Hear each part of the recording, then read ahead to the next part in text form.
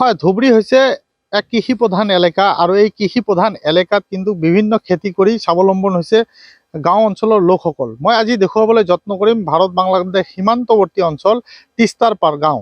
এই তিস্তাৰ পাৰ গাঁৱত দেখা গৈছে যে কৃষকসকলে তেওঁলোকে যি সৰিয়হৰ খেতি আছে সেই সৰিয়হৰ খেতি হৈছে আৰু এই সৰিয়হৰ খেতি কৰি কিন্তু তেওঁলোকে স্বাৱলম্বন হৈছে।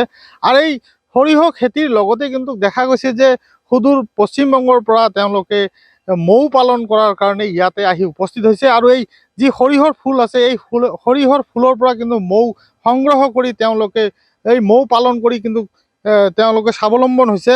মৌ পালন কৰি তেওঁলোকে মৌ বিক্ৰী কৰি বিভিন্ন ভাৰতবৰ্ষৰ বিভিন্ন ঠাইত তেওঁলোকে এই মৌ পালন কৰি মৌ সংগ্ৰহ কৰি কিন্তু বিক্ৰী কৰি তেওঁলোকে স্বাৱলম্বন হৈছে। মোৰ লগত উপস্থিত আছে সুদূৰ পশ্চিমবংগৰ পৰা অহা তেওঁলোকে যি মৌ পালনৰ কাৰণে আহিছে ইয়াতে, তেওঁলোক মোৰ লগত উপস্থিত আছে। দাদা, আপনার ওচরলে আহিছো, কি বলবেন যেহেতু আপনারা পশ্চিমবঙ্গ থেকে এসেছেন, দেখা গেছে যে এখানে মৌর বহুত বাক্স আপনারা নিয়ে আসেন আর মৌ পালন করেন আপনারা, করার পর কতগুলা আপনার এখানে কালেকশন হয়?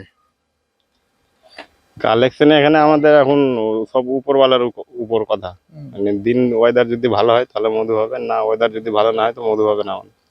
আপনাদের বাক্স কয়টা আছে? এখানে বাক্স আছে 350। 350 বাক্স আছে। তো একটা বাক্সতে কতগুলা হয়? ওই 100 থেকে 200 গ্রাম প্রতি বাক্স? হ্যাঁ, প্রতি বাক্স। তাহলে মোটামুটি আপনার 7 কুইন্টাল খানি বের হয়? হয়, ওরকম তো আমরা হিসাব করে দেখি না, হিসাব করলে হয়ে যাবে ওরকম। আপনারা এই মৌ কালেকশন করে কোথায় বিক্রি করেন? এটা সব কোম্পানি চলে যায়। কোন জায়গায়? এটা পাঞ্জাব, মানে ভারতবর্ষের বিভিন্ন জায়গায় বিক্রি করেন? আমরা মানে চাষি, খুচরো সেরকম বিক্রি করতে হয় না, কোম্পানি আছে, ওই কোম্পানির কাছ থেকে আমরা বালতি নিই, ওই বালতিতে করে মানে আমাদের মালদায় পশ্চিমবঙ্গে এক সেলার আছে, ওনার কাছ থেকে বালতি নিয়ে ওনাকে দিই, ওই আবার পাঞ্জাব কেজরিওয়াল কোম্পানি আছে, আর অনেক রকমের কোম্পানির কাছে পাঠিয়ে দেওয়ার। কতজন আসছেন? আমরা 5 জন এসেছি। এখানে কতদিন থাকবেন? ফুল অবধি থাকবো, যতদিন ফুল থাকবে। তাও কতদিন? মাসখানি, 1.5 মাস? হ্যাঁ, 1.5 মাস। মানে ফুল থাকা পর্যন্ত আপনার? হ্যাঁ, আছে। মধু যতক্ষণ সংগ্রহ হয়, সংগ্রহ করা হবে। ফুল মানে ফুল মাঠে যতদিন থাকবে আমরা ততদিনই আছি, ফুল শেষ হয়ে গেলে আমরা আবার এখান থেকে চলে যাবো। মানে এই ব্যবসায় আপনারাই? হ্যাঁ, গোটা বছর? গোটা বছর। অফ সিজনে কি করেন? অফ সিজনে আমাদের চিনি খাওয়াতে হয়। চিনি খাওয়াতে হয়? আর তাহলে বর্ষার টাইম ব্যবসা তো থাকে না? না, তখন খালি সিজনেই ব্যবসা হয়? শুধু এই সিজনেই ব্যবসা।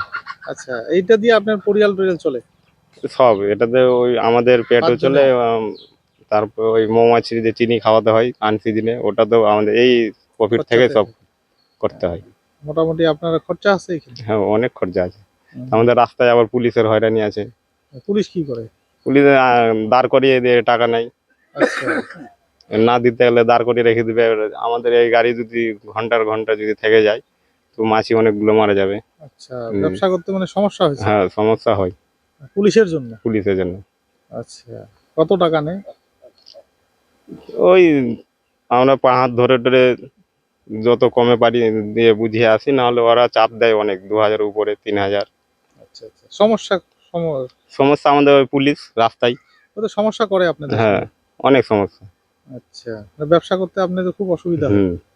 কি বলবেন এই সম্পর্কে? সরকার কি বলতে চান? সরকার বলতে চায় যাতে আমাদের রাস্তায় যাতে হয়রানি যাতে না হয়, যাতে পুলিশ আমাদের অত্যাচার না করে, আমরা এই ব্যবসায় যাতে ভালোভাবে আসামে আসতে পারি, বর্ডারে ধরে, ওখানে বর্ডারে যাতে না ধরে আমাদের না আটকায়, ওই ব্যবস্থাটা সরকার করে দিলে খুব ভালো হয়। আরো কই যান? খালি আসামে আসেন না অন্য জায়গায়? এখান থেকে ওই তোমার গুয়াহাটি তবু গেছে। আচ্ছা, তাহলে আসামেই ঢুকেন? হ্যাঁ। অন্যখানে যান না, অন্যখানে আমাদের পশ্চিমবঙ্গেই হয়। আচ্ছা, মালদায়। আসামে খুবই আসামে হচ্ছে অগ্রিম হয়, অগ্রিমের জন্য আসা। আচ্ছা আচ্ছা, এখানে শেষ হয়ে গেলে তখন আবার মালদায় যাবো। কেমন দামে বিক্রি করেন? আমরা তো চাষি, রেট পাই না।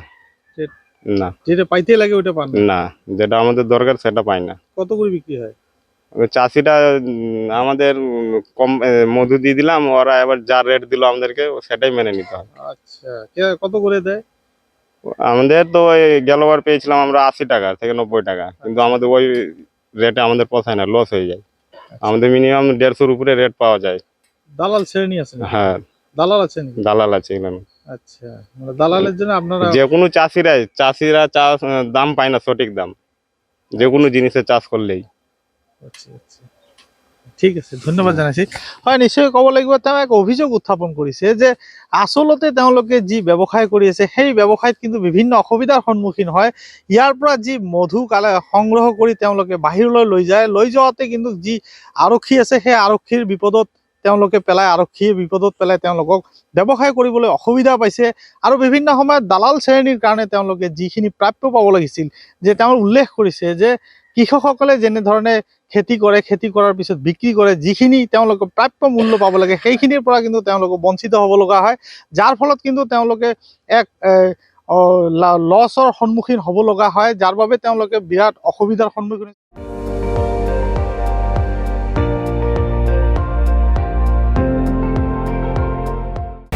আপুনি চাই আছে ND24, সৰ্বশ্ৰেষ্ঠ নহয় সৰ্বোত্তমৰ দৌৰত।